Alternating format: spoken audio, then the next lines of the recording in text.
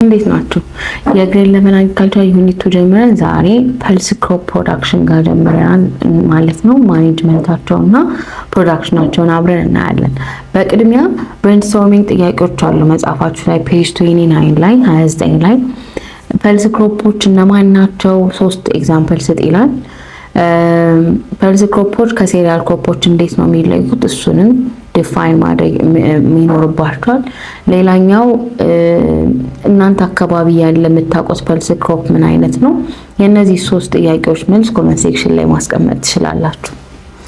ባይ ዘ ዌይ ቪዲዮቹን ስታዩ ቪፒኤን ማብራታችሁን እንዳትረሱ፣ ምክንያቱም የበለጡ በፍጥነት ቪዲዮዎችን ፖስት ለማድረግ ለኛም እንዲሆን እኛንም ሰፖርት እንድታደርጉን ቪፒኤን እያበራችሁና ስታበሩ ቪፒኤኑ የምን ሀገር እንደሆነ ኮሜንት ሴክሽን ላይ ብታስቀምጡ በጣም ደስ ይለኛል። ፐልሶች የሌጊዩም ክሮፖች ሲዶች ናቸው።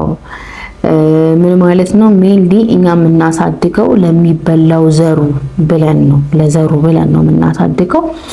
ይሄ ፐልስ ክሮፖች ማለት ነው ደርቀው ልንጠቀማቸው እንችላለን። ለምሳሌ ቦሎቄን በሉ፣ ቦሎቄ ደርቆ ተቆልቶ ኦር ሰምቲንግ ልትጠቀሙ ትችላላችሁ።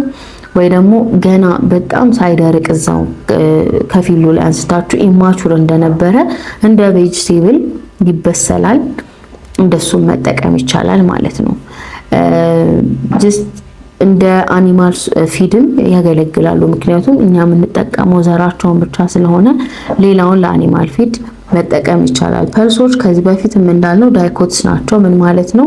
2 ኮትሊደን ወይ ደግሞ 2 ኤምብሪዮኒክ ሊፍ ነው ያላቸው። መጀመሪያ ከመሬት ፈንቅለው ሲወጡ የሚያወጡት 2 ትሩ ሊፍ ነው። ዳትስ ኮትሊደን 2 ነው ማለት ነው። ዳይኮት የተባሉት ለዛ ነው። አብዛኞቹ ፐልስ ክሮፖች ናይትሮጅን ፊክሴሽን አሲስት ያደርጋሉ፣ ያፋጥናሉ። ይሄ ማለት ምን ማለት ነው? ፕላንቶች አትሞስፌሪክ ናይትሮጅንን ፊክስ ያደርጋሉ ወደ ሶይል ማለት ነው። ስሩ ሩት ኖዱል አላቸው። ኢሜጁን አስቀምጣለሁ።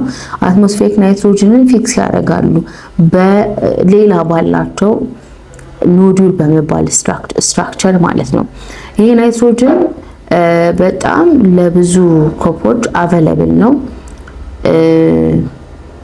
በዚህ ሪዝን ደግሞ ፐልስ ክሮፖች ለነዚህ ስፔሻሊ ለፐልስ ክሮፖች በጣም ኢዚሊ ፊክስ የሚያደርጉት ኒውትሪየንት ስለሆነ ክሮፖችን ከፐልስ ክሮፖች ጋር ሮቴት ማድረግ በጣም ይጠቅማል ማለት ነው።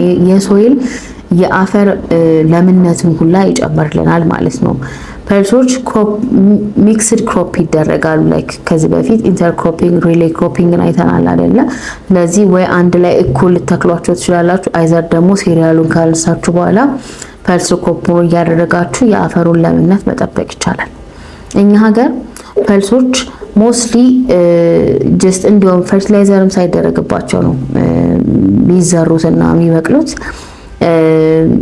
ይሄ በጣም ዋና የተባሉ ኒውትሪየንቶች እንኳን አፕላይ ሳይደረጉባቸው እንዲሁ ሰርቫይቭ ሊያደርግ ይችላል ማለት ነው። ካልቲቬት ሳይደረግ ሶይሉ ምናምን በቃ ሴሪያል ክሮፖች ብዙ ማኔጅ ይደረጋሉ። እነዚህ ግን ጀስት ምክንያቱም ራሳቸው ናይትሮጅን ፊክስ የማድረግ አቢሊቲ ስላላቸው በማለት እንዲሁ ጀስት ይዘራሉ እና ውጤታማ ይሆናሉ። እነዚህ ፋክተሮች ውጤታማ ይሆናሉ ስላችሁ ግን እንደ ሴሪያል ክሮፑ በጣም ሲሪየስሊ ማኔጅ ስለማናረጋቸው የነሱን ያህል ይልድ አይሰጡንም። ግን ደግሞ ያው ለመዘራትና ለማጨድ ያህል ከሆነ ይሆነናል ማለት ነው። ግን እነዚህ ነገሮች ተዳምረው እኛ ሀገር የፐልስ ክሮፕ ፕሮዳክሽንን በጣም ዝቅ አደረጉት። የዊድ ኮንትሮል የለውም። በዚህ የተነሳ ደግሞ ሎ ይልድ ነው የሚሰጠው ማለት ነው። ፐልስ ክሮፕ ስፔሻሊ ከሴሪያል ክሮፕ ጋር ስታነጻጽሩት በጣም ያነሰ ይልድ ነው። ሜጀር ፐልስ ክሮፖች እኛ ሀገር ፋባቢን፣ ፊልድ ፒና ሃሪኮት ቢን ናቸው። 3ቱን ነው የምናየው ማለት ነው። ዛሬ ፋባቢንን ፋባቢን ማለት ፔጅ 29 አይ ቲንክ ፔጅ 31 ላይ አለ። አያችሁት? ፔጅ 31 ላይ ባቄላ ማለት ነው ፋባቢን ማለት። ስለዚህ ስለሱ ዛሬ እናያለን። ፋባቢን ኦሪጂኔት ተደርጓል ተብሎ የሚታሰበው ሜዲትራኒያን ሪጅን አካባቢ ነውና ወደ ሌላ ሀገራት ወደ ሌላ ዓለም ሀገራት ስፕሪድ አድርጓል ተዘዋውሯል ተብሎ ይታሰባል። ሜንሊ ፕሮዲዩስ የሚደረገው ለዘሩ ተብሎ ነው። ግን ደግሞ እንደ ቬጅቴብል ኢማቹር በጣም ማቹር ሳያረግ ሳይበስል ይነቀልና ዲታች ይደረግና ከፕላንቱ እንደ ቬጅቴብልም እንጠቀማለን። በጣም ተመችቶት የሚያድገው ከ1800 እስከ 3000 የባህር ጠለል ወለል በላይ ያሉ ቦታዎች ነው። ስለዚህ ሃይላንድ ፐርስክሎፕ ነው ማለት ነው። ቀዝቃዛማ ቦታ የሚፈልግ ዌል ድሬን ክሌይ ሶይል እና ደግሞ በጣም ክሌይ የሆነ ሶይል አት ሴም ታይም ዌል ድሬን የሆነ ሶይል ይመቸዋል ለፋባቢ ፕሮዳክሽን ማለት ነው። ፕላንቲንጉ ብሮድካስትም ሊደረግ ይችላል። እንዲሁም ደግሞ በመስመርም ሊዘራ ይችላል። በመስመር ከሆነ 40 ሴንቲሜትር ቢትዊን ኢች ሮ በመስመሩ እናረግና ደግሞ 10 ሴንቲሜትር ደግሞ በእያንዳንዱ ፕላንት መሃል እናረጋለን። ኢት ዲፔንድስ እንደ ቫራይቲው ከ5 እስከ 10 ሴንቲሜትር በየፕላንቱ መሃል አድርገን መስራት እንችላለን። ወደ ዊድ ኢንሴክት እና ዲዚዝ ማኔጅመንት ስንመጣ አፌክት የሚደረገው በፈንጋል ዲዚዞች ነው። በኢንሴክቶች ደግሞ እንደ አፍሪካን ቦልወርም እና እንደ አፊድስ ያሉ ኢንሴክቶች በጣም አፌክት ያደርጉታል። ኮንትሮል ሜጀሩ ጀስት ሃንድ ዊዲንግ ብቻ ወይ ደግሞ ኬሚካል ብቻ መሆን የለበትም። ኢት ሹድ ቢ ኢንተግሬትድ የሆነ ማኔጅመንት ፕራክቲስ መሆን አለበት። ክሮፕ ሮቴሽን፣ ሃንድ ዊዲንግን፣ ኬሚካልን የመሳሰሉትን ማኔጅመንት ፕራክቲሶች በአጠቃላይ አድርጎ ኢንተግሬቲቭሊ ማኔጅ ማድረግ ይቻላል ማለት ነው። ወደ ኮንትሮል ሜጀሮቹን ስናወራ ከተዘራ ከ6 ዊኮች በኋላ በቃ አክቲቭሊ እነሱን ማከናወን በጣም ይመረጣል። ክሮፕ ሮቴሽን እና የመሳሰሉትን ማኔጅመንት ፕራክቲሶች ማለት ነው።